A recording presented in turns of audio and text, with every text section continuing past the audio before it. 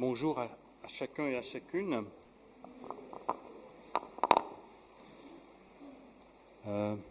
Donc c'est vraiment un plaisir vraiment de partager la parole ce matin avec vous. Comme je l'ai dit au premier culte, c'est aussi un honneur d'être là pour amener ce que le Seigneur m'a mis à cœur, mais c'est aussi une responsabilité.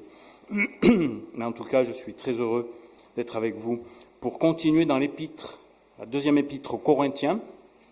Nous poursuivons donc chapitre 4, verset 14 à chapitre 5, verset 10. Je vais la lire dans la version second 21.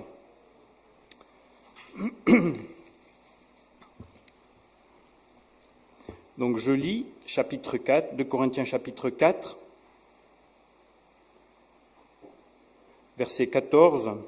« Nous savons en effet que celui qui a ressuscité le Seigneur Jésus nous ressuscitera aussi par Jésus et nous fera paraître avec vous dans sa présence. Oui, tout cela arrive à cause de vous, afin que la grâce, en se multipliant, fasse abonder la reconnaissance d'un plus grand nombre à la gloire de Dieu. Voilà pourquoi nous ne perdons pas courage.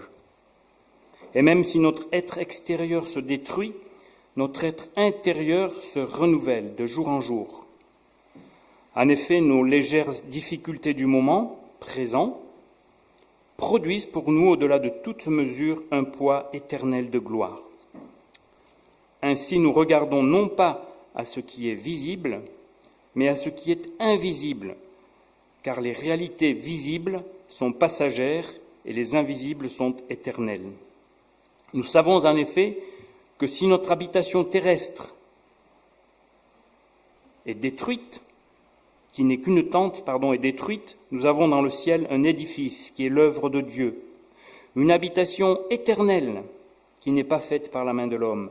Et nous gémissons dans cette tente avec l'ardent désir de revêtir notre domicile céleste, puisqu'après avoir été ainsi revêtus, nous ne serons pas trouvés nus.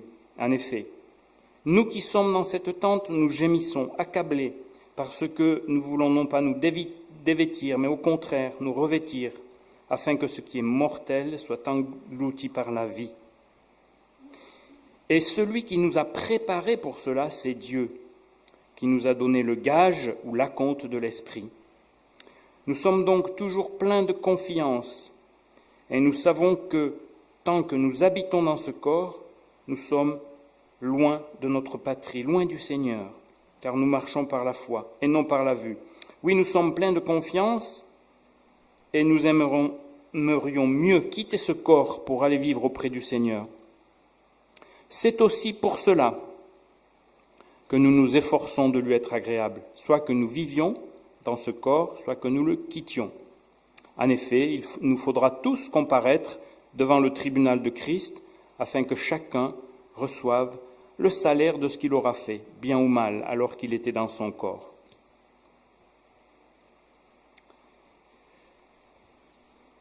Dans le verset 14 du chapitre 4, le premier verset que nous avons lu, qui est important, nous savons, dit Paul, en effet, que Dieu, qui a ressuscité le Seigneur Jésus, nous ressuscitera aussi avec Jésus et nous fera paraître avec vous en sa présence. L'espérance de Paul, c'est aussi la nôtre, c'est notre résurrection. Résurrection que Jésus a inaugurée lorsqu'il est sorti du tombeau, après avoir porté, par sa mort, le châtiment que méritaient nos péchés. Nous sommes sauvés, nous sommes justifiés par lui.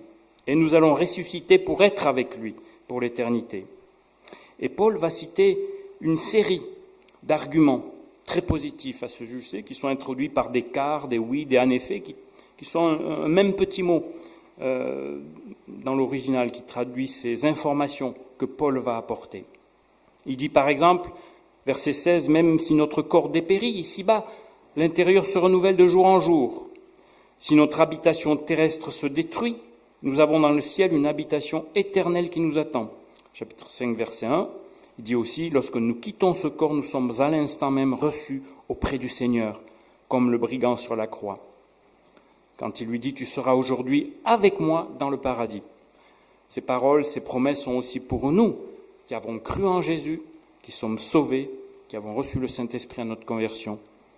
Et Rien ne changera pour nous à ce sujet. Nous rencontrerons le Seigneur pour l'éternité. Et puis on arrive au verset 10, dans ce que nous avons lu. Il nous faut tous comparaître devant le tribunal de Christ. Aïe! Qu'est-ce que tu racontes, Paul? On n'aime pas beaucoup le mot tribunal, c'est pas très agréable.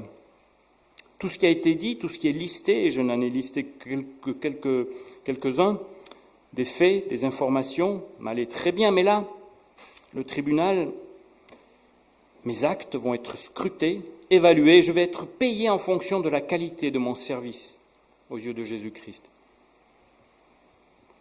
Donc je le précise déjà, il s'agit du service que, durant notre vie terrestre, du service de Jésus-Christ, de ce que nous faisons pour lui, de notre vie chrétienne.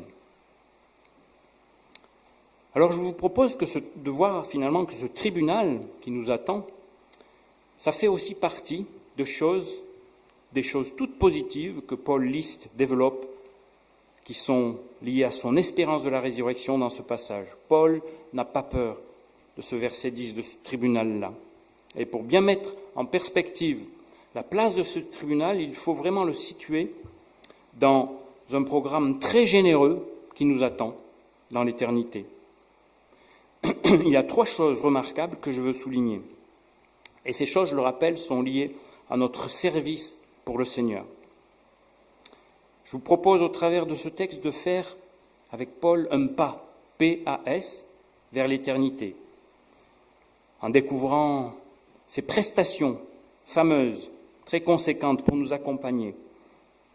Et chacune des 3 lettres, P-A-S, un pas vers l'éternité, reprend les points que je vais développer. Il est question d'un poids de gloire, il est question d'un acompte et il est question d'un salaire. Nous allons les reprendre un par un. La première lettre, le poids éternel insurpassable de gloire, au verset 17, donc, que nous avons lu. Verset 17 que je relis.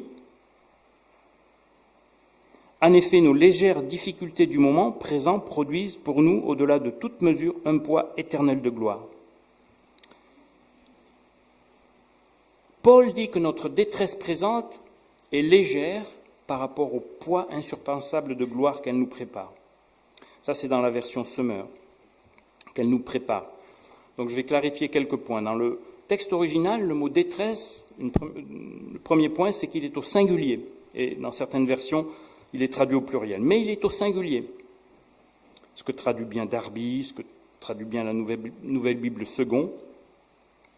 Et c'est bien qu'il en soit ainsi, de rendre le singulier. Paul parle de sa détresse présente, lui qui est opprimé pour le Seigneur dans son ministère. C'est bien que ça soit ainsi parce que ce n'est pas la quantité de détresse que le ministre Paul, le ministre de l'Évangile, peut comptabiliser. Ce n'est pas la quantité de détresse que l'on peut connaître dans notre vie chrétienne pour le Seigneur qui vont nous garantir une éternité radieuse, parce qu'on pourrait être tenté de collectionner les galères, nous complaire dans les détresses pour le Seigneur. Mais la détresse présente, dit Paul, la détresse présente au singulier me prépare un poids insurpassable de gloire. Le deuxième point, c'est que la détresse dont il est question ici, c'est la détresse pour le Seigneur, qui est une détresse injuste quand nous sommes mis de côté à cause de notre foi. C'est celle qui arrive pour une cause juste, pour la parole, pour le Seigneur. Et c'est une détresse injuste. C'est ce même mot qui est utilisé dans la parabole des terrains et de la semence. Par exemple, dans Matthieu 13, quand survient une tribulation ou une détresse à cause de la parole. Donc il s'agit bien, Jésus emploie ce mot pour ses disciples dans Matthieu 24, 9, on vous livrera à la détresse, à la tribulation. C'est le même mot que celui que nous avons ici, au verset 17. Enfin, le troisième point que je veux souligner dans ce verset 17, c'est que le verbe est bien traduit dans la version Semeur par « nous prépare ». Notre détresse présente nous prépare un poids éternel de gloire. La seconde 21 traduit par « produit ». Ce n'est pas vraiment équivalent parce que d'un point de vue humain, on ne peut pas produire quoi que ce soit de bien pour le Seigneur sans son aide, sans le Saint-Esprit, et surtout pas, on ne peut pas produire un poids éternel de gloire. C'est vraiment nos détresses au service du Seigneur, qui produisent. Dieu, au travers de nos détresses, nous prépare un poids éternel de gloire. Cette détresse qu'on peut être amené à vivre physiquement, mentalement, nous prépare un poids de gloire pour l'éternité, travaille pour nous, elle nous prépare quelque chose de bien et de bon. Et Jésus a dit dans les béatitudes, il y a une des béatitudes qui dit, Matthieu 5, verset 11-12, « Heureux serez-vous lorsqu'on vous insultera, qu'on vous persécutera, qu'on dira faussement de vous toutes sortes de mal à cause de moi. Réjouissez-vous, soyez dans l'allégresse, parce que votre récompense sera grande au ciel. » Donc ce verset m'a fait penser, ce verset 17, à une balance à deux plateaux. Une balance à deux plateaux que je n'ai pas, malheureusement, je n'ai pas de petite trébuchet, j'aurais aimé en amener une en vrai pour faire la démonstration. Et on va poser sur un plateau la détresse légère du moment, dont parle Paul, la détresse légère du moment, et la balance va pencher, pas du côté de la détresse, mais du côté de ce que Dieu en fait. Il nous prépare un poids éternel de gloire. Donc, une détresse légère, un poids éternel de gloire dans le plateau de droite nous est préparé au ciel. Donc c'est une sorte de physique inversée finalement par rapport à la balance. Je note aussi un point important, c'est que ce poids éternel de gloire que nous prépare une détresse légère, il n'est pas dû à nous à cause de nos mérites, à cause de ce que nous faisons pour le Seigneur. Il est dû vraiment à la détresse que nous pouvons être amenés à vivre au service de Jésus. Voyons la deuxième lettre du mot « un pas vers l'éternité » avec Paul. C'est la lettre A. C'est au verset 5 du chapitre 5 que nous le trouvons, que nous avons lu, qui dit « Celui qui nous a préparés pour cela, c'est Dieu qui nous a donné le gage de l'Esprit, le gage ou l'acompte, suivant les traductions. Dieu nous a préparés pour cela, pour la résurrection. Nous sommes préparés en ayant reçu le gage de l'Esprit. » Alors, là aussi, je souligne trois choses importantes pour bien cerner ce verset. C'est le même verbe qui est utilisé, Dieu nous a préparés, que dans le verset que nous avons exploité un peu plus haut, la détresse présente qui nous prépare un poids de gloire. C'est exactement le même. Donc, il y a des versions qui sont cohérentes en traduisant préparer dans les deux versets, verset 17 et verset 5. Et ici, Dieu nous prépare pour la résurrection. Et le mot traduit « acompte » est le même, donc deuxième point, le mot « gage » dans certaines versions, mais qui est « acompte » est le même que celui qu'on trouve en 2 Corinthiens dans la même épître, chapitre 1, 22, où Paul a dit que Dieu nous a aussi scellés et nous a donné l'acompte de l'Esprit en nos cœurs. Et la version Semeur traduit Dieu nous a accordé son esprit comme acompte des biens à venir, dans 2 Corinthiens 1, 22. Comme acompte des biens à venir. Donc voilà ce deuxième mot, l'acompte, qui est quelque chose de contractuel. C'est un acompte, vous le savez, c'est un premier versement à valoir sur un achat de biens ou de services. Il implique un engagement ferme des deux parties. Alors on verse généralement à un artisan entre 10 et 30%. Et le solde, ça va être le complément qui généralement est bien supérieur. Les 90, les 70% qui restent à la livraison. Alors qu'est-ce que ça veut dire pour nous un acompte à ce niveau-là? Ça veut dire tout simplement que, là aussi, c'est la deuxième balance, on a reçu un acompte, ici-bas, le solde, il va peser beaucoup plus lourd. L'acompte, c'est quoi? C'est le Saint-Esprit dans nos vies, que nous avons reçu à notre conversion, qui ne sera jamais ôté, donc ici-bas. Eh bien, dans la résurrection, auprès de Christ, dans l'éternité, le solde, c'est quelque chose de bien plus grand. Si c'est le Saint-Esprit qui nous a été donné comme acompte, le Saint-Esprit dans sa totalité, que sera le solde? Donc encore une belle surprise.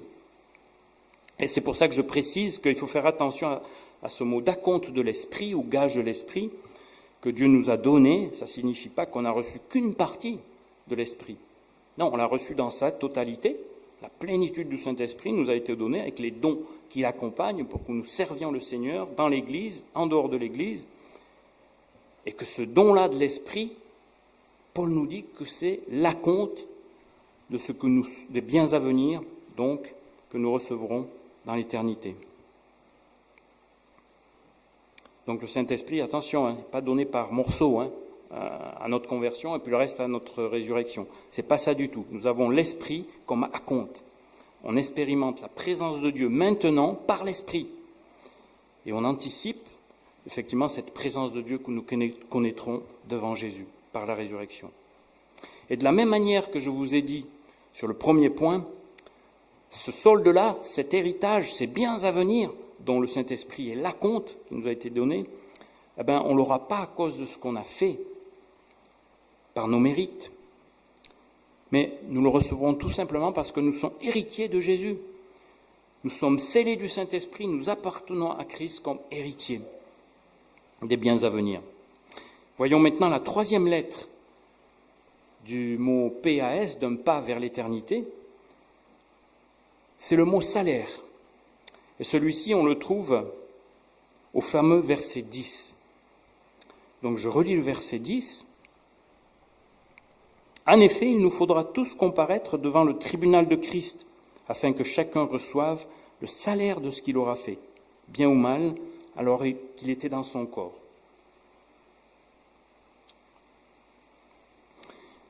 Donc, je rappelle qu'il s'agit ici, donc, vous l'avez vu, le salaire de ce qu'il aura fait bien ou mal alors qu'il était dans son corps. Paul, dans tout ce développement, parle du service. Et dans les passages que je vous ai lus aussi, je pense que j'ai une autre référence qui est dans 1 Corinthiens 3, 11. Il dit, Paul a évoqué ce jour du jugement qui montrera clairement la qualité de l'œuvre de chacun et la rendra évidente. Montrera clairement la qualité de l'œuvre de chacun et la rendra évidente. C'est la version Summer. Donc, dans la première lettre aux Corinthiens, il s'agit de l'œuvre. C'est la même chose ici. C'est le service du Seigneur. Il n'est pas question de notre salut. La question du péché a été réglée. Donc, on ne parle pas de ça ici.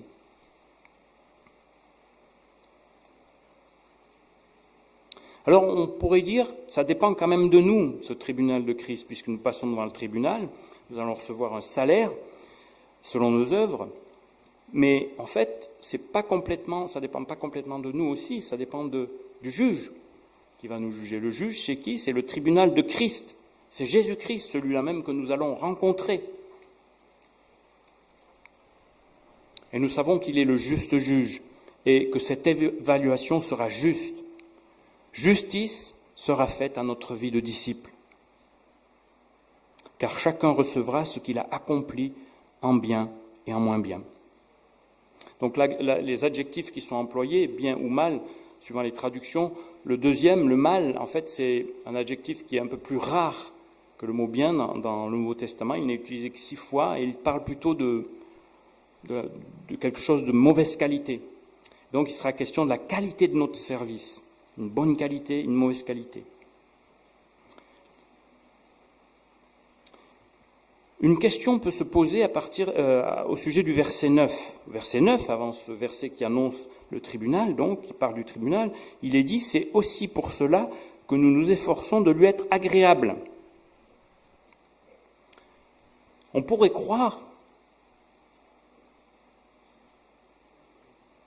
que c'est une motivation, disons, Paul développe cette information de vivre pour plaire au Seigneur, c'est pourquoi plaisons au Seigneur, nous voulons plaire au Seigneur, le développe pour expliquer le tribunal derrière. En fait, l'introduction de cette expression est très particulière. C'est pourquoi l'expression est particulière parce que, en fait, c'est pourquoi renvoie à ce qu'il y a avant, le développement qu'il y a avant. Et donc, il y a 2 expressions dans le passage que nous avons lu, c'est pourquoi. Nous avons une première expression, donc nous avons lu, il faut bien le replacer dans ce que nous avons lu, le verset 14 dans le chapitre 4 disait « Nous savons en effet que celui qui a ressuscité le Seigneur Jésus nous ressuscitera aussi par Jésus et nous fera paraître avec vous dans sa présence. » Il y a un premier « C'est pourquoi » au verset 16, chapitre 4, « Voilà pourquoi nous ne perdons pas courage. » Et il y a un deuxième « C'est pourquoi » maintenant, c'est aussi pourquoi, c'est aussi pour cela, au verset 9. Nous nous efforçons de lui être agréable.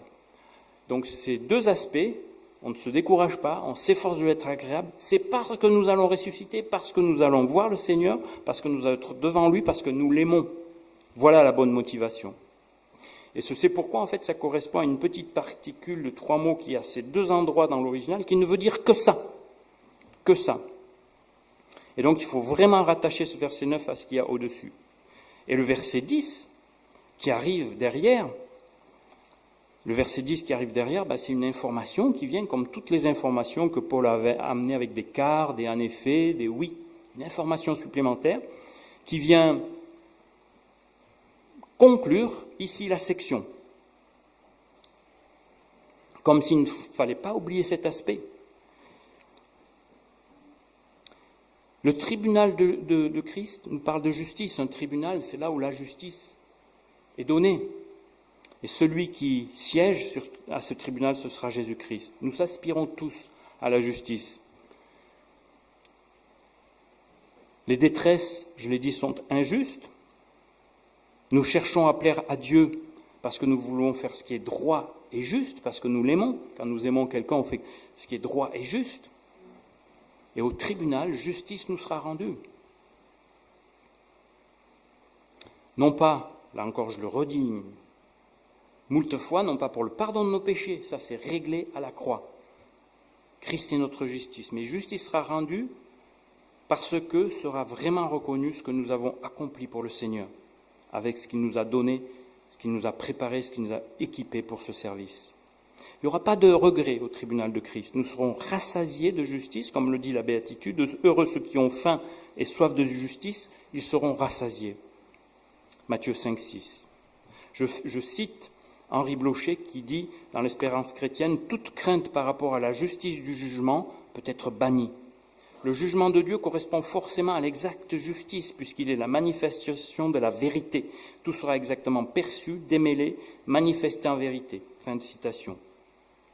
Et je cite aussi l'Ecclésiaste, au chapitre 12, verset 13-14, l'Ecclésiaste qui nous a occupés dans nos groupes de quartier que nous avons examinés récemment.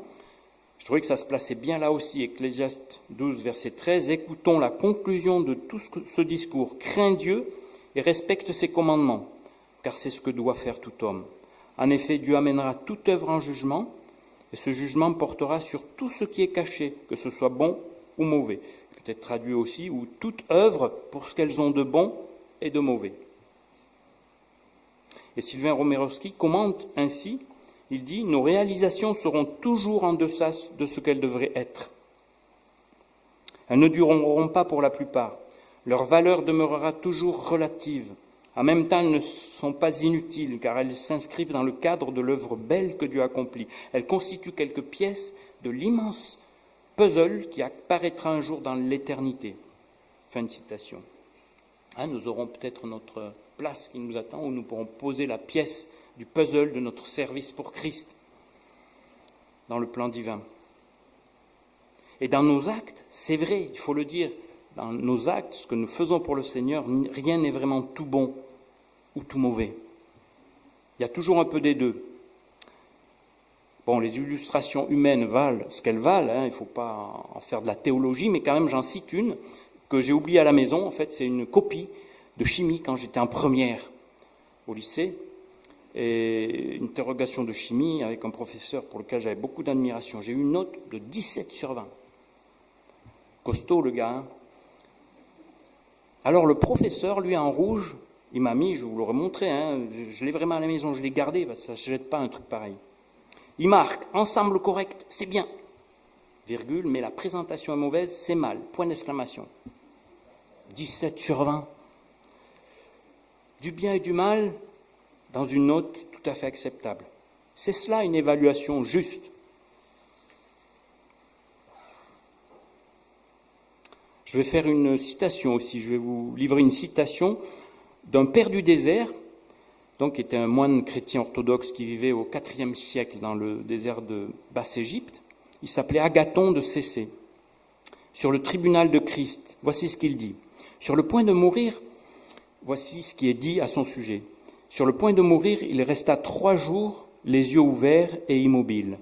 Les frères le secouèrent en disant « Père Agathon, où es-tu » Il leur dit « je me tiens devant le tribunal de Dieu. Et lui dirent, comment? Toi aussi tu as peur, Père? Assurément, leur répondit-il, j'ai fait mon possible pour garder les commandements de Dieu, mais je suis un homme. Comment savoir si mon œuvre a plu à Dieu? Les frères lui dirent, n'as-tu pas confiance que ton œuvre est selon Dieu? Le vieillard répondit, je ne serai tranquille que quand j'aurai paru devant Dieu. Car autre est le jugement de Dieu, autre celui des hommes. Comme il voulait lui poser encore une autre question, il leur dit, par charité ne me parlez plus, car je suis occupé. Et il mourut dans la joie. On le vit s'en aller comme un homme qui fait ses adieux à ses amis et à ceux qu'il aime. Fin de citation. Pour conclure, je vais vous proposer un petit exercice avec la balance que je n'ai pas, mais je vais le faire avec mes mains. Ça va être l'exercice des pesées. Mais je veux lire avec vous Proverbe 16, 11 d'abord. Le poids et la balance juste appartiennent à l'Éternel. Tous les poids du sac sont son œuvre. Alors je résume ce qui a été dit en reprenant les 3 points du pas vers l'éternité, PAS, poids de gloire, acompte et salaire, par l'expérience des pesées. Première expérience, plateau de gauche. Si vous avez bien retenu, je mets la légère détresse du moment. Plateau de droite, je mets le poids éternel de gloire. Ça penche de quel côté? Ça, c'est ça, ma droite. À droite, Ah ouais, poids éternel de gloire. Je pose détresse présente légère, poids éternel de gloire que Dieu nous a préparé. Deuxième expérience. À gauche, je mets l'acompte que nous avons reçu. Plateau de droite, je mets le solde. L'acompte, il est déjà imposant, C'est le Saint-Esprit dans sa totalité. Le solde, il va être bien plus important, parce qu'un solde est toujours plus important que l'acompte. Et ces choses-là, on ne pourra pas les changer, elles sont à nous. La troisième pesée maintenant, donc les 2 premières ont toujours penché de ce côté-là. Je mets mon service pour Jésus-Christ dans le plateau de gauche, et la 3e lettre du pas vers l'éternité, c'est le S, le salaire qui m'est réservé, je le mets dans le plateau de droite, même plateau qui a reçu le poids, le solde, et maintenant le salaire, et il va pencher de quel côté? Logiquement, il devrait pencher à droite, le salaire, parce qu'il va être juste, ça va être un poids considérable de justice. Quel qu'en soit le résultat, le salaire, il sera toujours positif, il penchera du bon côté, il sera beaucoup plus lourd que nos œuvres, parce qu'il sera juste, il sera signé de la justice de Dieu en rouge.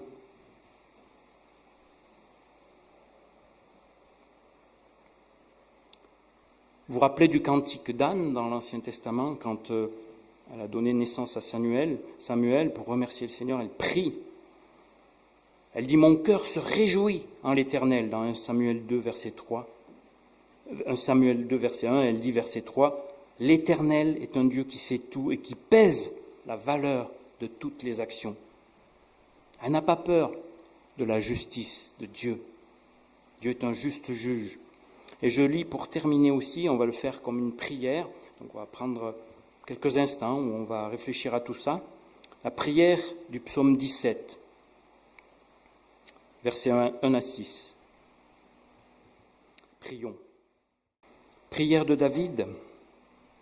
Ô Éternel, écoute ma requête, car elle est juste. Entends mon cri, prête l'oreille à ma prière, prononcée sans duplicité. Viens prononcer le jugement qui me rendra justice. Que tes yeux voient où est le droit. Examine mon cœur, observe-moi la nuit. Éprouve-moi, tu ne trouveras rien à reprocher à moi. J'ai décidé de ne pas pécher en parole. Et quoi que fassent les autres hommes, je me suis bien gardé, conformément à ta parole, de marcher sur la route des méchants. Je me suis tenu fermement à la voie que tu as tracée, et mes pieds n'ont pas chancelé. Dieu, je t'appelle, car tu réponds. Prête l'oreille, écoute-moi. Amen.